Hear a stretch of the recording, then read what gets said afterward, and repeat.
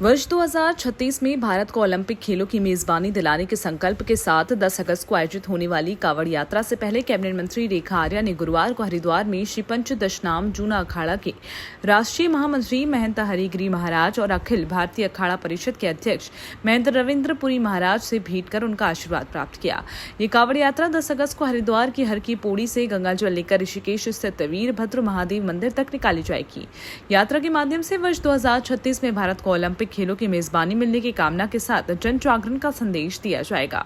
देखिए, कांवड़ यात्रा 10 अगस्त को इसी संकल्प के साथ में ये यात्रा कांवड़ के रूप में की जा रही है कि हम सब लोग चाहते हैं, और ये हमारी जो देवभूमि है वो ऊर्जावान भूमि है, और इस ऊर्जावान भूमि से एक जो राष्ट्रीय संकल्प है जो हमारे देश के यशस्वी प्रधानमंत्री मोदी जी ने लिया है कि 2036 का ओलंपिक जो है वह भारत में ही हो, 2036 का ओलंपिक की मेजबानी भारत करे, भारत जो है वह खेल महाशक्ति के रूप में उभरे। तो ये दोनों ही संकल्प को जो है वो पूर्ण करने के लिए खेल मंत्री होने के नाते और इस देवभूमि होने के नाते जहाँ से हर विचार को एक ऊर्जा जाती है, वो ऊर्जा देने के लिए जो एक संकल्प का धारण 10 अगस्त को होगा।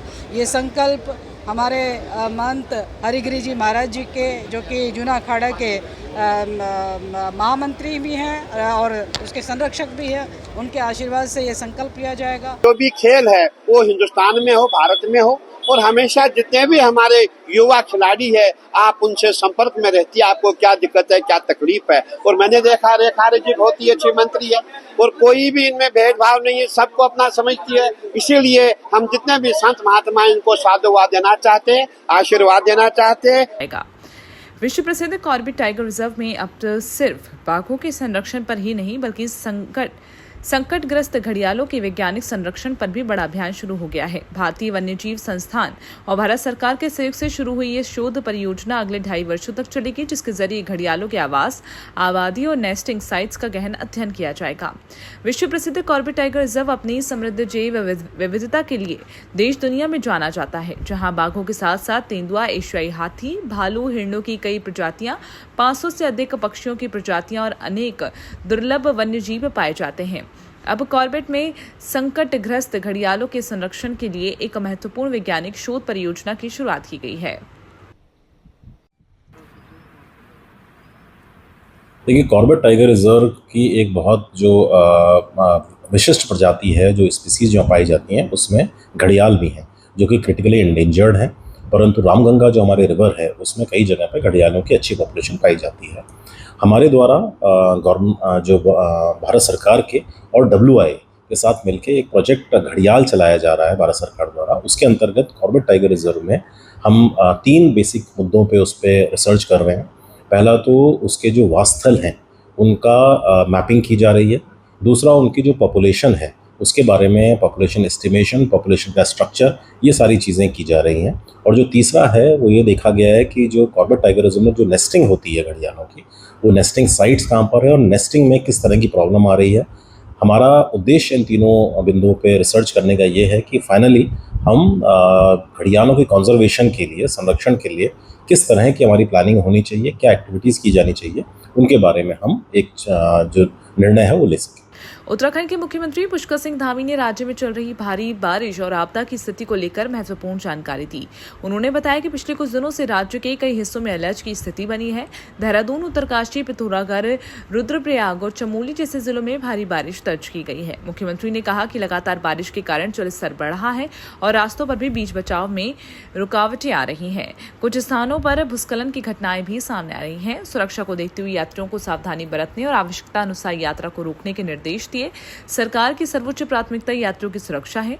चल रही कांवड़ यात्रा के बारे में बात करते हुए मुख्यमंत्री धामी ने बताया कि अब तक लगभग 2.5 करोड़ कांवड़ यात्रियों ने सुरक्षित रूप से मां गंगा का जल लिया है। उन्होंने कहा, कांवड़ यात्रा के लिए राज्य सरकार, जिला प्रशासन, पुलिस और अन्य विभाग पूरी तरह सतर्क है और यात्रा को सुचारू रूप से संचालित करने के लिए सभी आवश्यक प्रबंध किए गए हैं। पिछले 2-3 दिनों से काफी अलर्ट रहा है। जगह जगह पर देहरादून है, उत्तरकाशी है और पिथौरागढ़ जनपद में, इधर रुद्रप्रयाग और चमोली में बारिश हुई है। अन्य जगह पर भी, अन्य जनपदों में भी बारिश हो रही है। जल स्तर भी बढ़ रहा है और रास्तों पर भी बीच बीच में रुकावटें आ रही हैं। कहीं कहीं पर भूस्खलन भी हो रहा है, बोल्डर भी आ रहे हैं। तो इसको देखते हुए जैसी स्थिति हो रही है उसके अनुसार यात्रा को बीच बीच में रोकना भी पड़ रहा है। रोक रहे हैं, कुछ सूचना दे रहे हैं, क्योंकि हमारे लिए सर्वोच्च प्राथमिकता हमारे जो यात्री हैं उनकी है, जो लोग आ रहे हैं। इस समय कावड़ यात्रा भी चल रही है, जिसमें लगभग 2.5 करोड़ कावड़ यात्री अभी तक माँ गंगा का जल लेकर यहाँ से जा चुके हैं। सभी प्रबंध वहाँ पर अच्छे किए गए हैं। राज्य का सारा प्रशासन, जिले का सारा प्रशासन, हमारी पुलिस, अन्य विभाग सभी जो है यात्रा को अच्छी तरह से संचालित कर रहे हैं।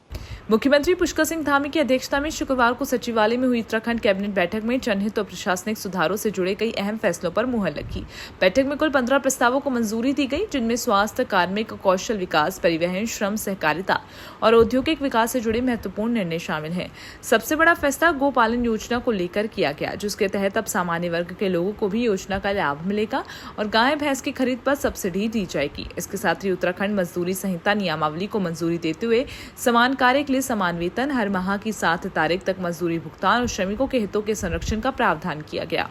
कैबिनेट ने हाईकोर्ट के लिए गोलापार में 30 हेक्टेयर भूमि, राज्य क्रीड़ा विश्वविद्यालय के लिए 122 नए पद, जीएसटी संशोधन अध्यादेश, जल जीवन मिशन की नई व्यवस्था, गंगा एक्सप्रेस के हरिद्वार विस्तार को लेकर उत्तर प्रदेश से समझौते सहित कई अन्य प्रस्तावों को भी स्वीकृति दी गई। इस फैसलों की जानकारी अपर सचिव बंशीधर तिवारी ने कैबिनेट ब्रीफिंग के दौरान दी। पहला विषय पशुपालन विभाग से आया था और बहुत अच्छी योजना इसमें आज अनुमोदित हुई है माननीय मंत्रिमंडल के द्वारा। राज्य सेक्टर योजना के अंतर्गत पशुपालन विभाग की गौ पालन योजना से सामान्य वर्ग के पशुपालकों को लाभान्वित करने के साथ साथ उक्त योजना में पशुपालन के लिए गाय के अतिरिक्त भैंस क्रय करने का विकल्प किए जाने के संबंध में उत्तराखंड राज्य पूर्व सैनिक सलाहकार परिषद और भाजपा नेता सेवानिवृत्त कर्नल अजय कोठियाल ने अग्निवीर योजना को लेकर महत्वपूर्ण जानकारी साझा की। उन्होंने बताया कि अग्निवीर योजना के तहत देश की सेना युवाओं को परीक्षण के बाद भविष्य के अवसरों को ध्यान में रखकर तैयार कर रही है। इसके तहत 25% अग्निवीरों को नियमित सेवाओं में रिटेन किया जाएगा, जबकि 75% प्रशिक्षित युवाओं को नए रोजगार में सही तरीके से जोड़ने के लिए मुख्यमंत्री पुष्कर सिंह धामी की पहल पर उत्तराखंड में देश का पहला अग्निवीर पुनरोजगार सेल स्थापित किया गया है। तो 4 साल पूरे करने के बाद में अग्निवीर का आर्मी का जो पहला बैच है वो आ रहा 31 दिसंबर को आउट हो रहा है। अब उसमें क्या है, 1 महीने उसके बाद वो जो बैच होगा वो साइलेंट पीरियड में रहेगा और फिर उनको 25% को वापस रिटेन कर लिया जाएगा। ऐसा ही सेकेंड बैच पहली 31 जनवरी को आ रहा है। तो टोटल 31 दिसंबर और 31 जनवरी इनमें जो उत्तराखंड से अफेक्टेड जो अग्निवीर हैं वो है टोटल स्ट्रेंथ 1200 प्लस माइनस 10-15%। इससे पहले इंडियन नेवी का पहला बैच जो है वो आ रहा है 21 नवंबर 2026। उसकी नफरी अभी हमें क्लियर नहीं है, लेकिन ऐसी होगी 20, 25, 30, 40। इन सबको अच्छे तरीके से इस्टेब्लिश करना वो प्रयास इस सेल का अमल करने के लिए प्रक्रिया बन रही है। गनहिल की पहाड़ी से लगातार गिर रहे पत्थर और भारी बुलडोरों ने कचरी परिसर स्थित सरकारी आवासों में रहने वाले कर्मचारियों और उनके परिवारों की मुश्किलें बढ़ा दी हैं। गुरुवार देर शाम करीब 8 बजे एक बार फिर पहाड़ी से भारी बोल्डर गिरने के बाद 5 परिवारों के करीब 17 लोगों ने सरकारी आवास खाली कर कचहरी के सरकारी कार्यालय के हॉल में शरण ली। कर्मचारियों के अनुसार बुधवार से ही गनहिल की पहाड़ी से लगातार पत्थर और बोल्डर गिर रहे हैं। गुरुवार को दूसरे दिन भी बोल्डर गिरने की घटना सामने आने के बाद लोगों में दहशत और बढ़ गई। सुरक्षा को देखते हुए परिवारों ने रात सरकारी आवासों में रहने के बजाय कचहरी के हॉल में गुजारी। कर्मचारी जयपाल सिंह रावत ने बताया कि पहाड़ी से लगातार बोल्डर गिरने के कारण काफी दिक्कतों का सामना करना पड़ रहा है। पहली घटना तो 5 तारीख को सुबह 4:45 बजे हुई, जिसमें एक बुलडोजर दीवार से टकरा के हमारा सारा मलबा अंदर आया, जिसमें मुझे चोट आई है, थोड़ा हाथ की चोटें आई हुई है। और दूसरा कल शाम को 7:45 बजे इतना बड़ा पहाड़ आया है कि हम पूरे के पूरा जितना ये कॉलोनी है, जितना ये स्टाफ क्वार्टर है, सारे के सारा इतनी बुरी तरह से हिलाई है। यहाँ पे रहना मतलब अब खतरे से खाली नहीं है। यहाँ अगर हम रहते हैं तो समझो कि हमारी यहाँ अपने जान से हाथ धोते हैं।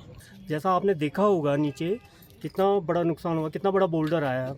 अगर जिस हिसाब से बोल्डर आया, अगर इंसान अगर अंदर सोया रहता तो वो मिलता नहीं वहाँ पे, बिल्कुल उसका वो बन जाता वहाँ पे, है ना। आप तो उसी रूम में रहते थे? हाँ, दूसरे रूम में। मैं कल एक्चुअली मैं 2-3 दिन से हूँ नहीं यहाँ पे, और मैं कल ही आया था शाम को। तो मेरी बहन वगैरह ने मना कर दिया था कि यहाँ मत आना, सब पत्थर गिर रहे हैं। तो मैं कहीं और सो गया था। तो जब मैं सुबह आया, जब देखा मैंने हालत, तो थोड़ा सा रूह काँप जाती है देख के कि भैया कितना बड़ा वो हुआ है। और दूसरी बात यह है कि आपने देखा होगा ऊपर से एक तो कंस्ट्रक्शन का जो काम चल रहा है, एक तो उसके वजह से है।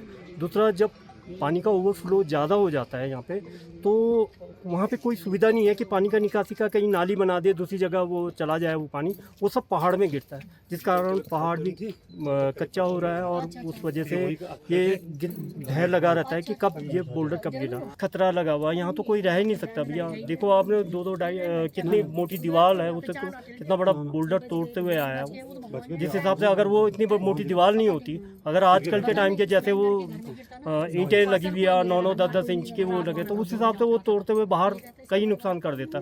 नीचे भी जा सकता था, नीचे भी तो कोर्ट है और भी है, वहाँ भी जान माल की हानि हो सकती थी।